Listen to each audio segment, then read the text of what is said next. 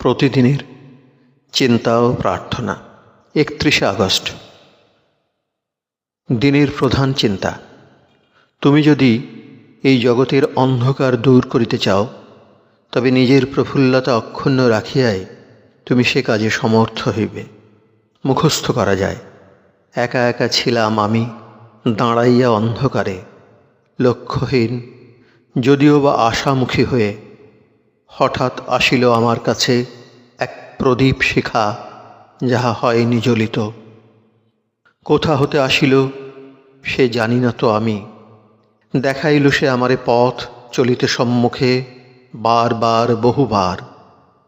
চলিলাম আমি উপরে আবার নিচে, না জানিয়া কোথা দেশ কাল জ্ঞান ছিল না আমার।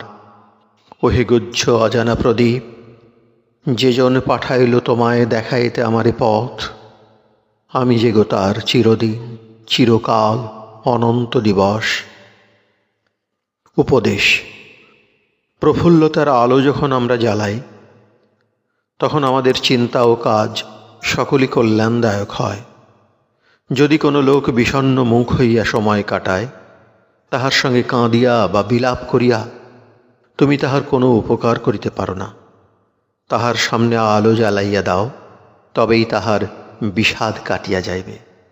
আনন্দের উজ্জ্বলতা আমাদের স্বাস্থ্য ও একতা ফিরাইয়া আনে।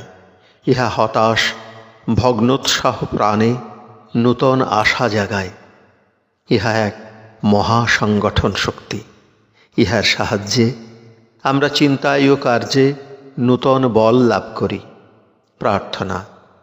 হে আমার পুণ্যময় দেবতা, তুমি আমার সহায় হও, যেন আমি এ জগতে তোমার দিব্য আলোকের প্রদীপ হাতে লইয়া চলি। আমি যেন কখনো কাহাকেও দুঃখ না দিই। তোমার শুদ্ধ দীপ্তি যেন আমার মুখকে আলোকিত করে, এবং আমার কথা ও কাজ যেন সেই আলোই প্রকাশ করে। আমি যেন দুঃখীজনকে আনন্দ দিতে পারি, ক্লিষ্ট মানুষকে সান্ত্বনা দিতে পারি, এবং যাহারা আমার জীবনকে স্পর্শ করিবে, তাহাদের সকলের জীবনে যেন আমি তোমার আশীর্বাদ আনিতে পারি।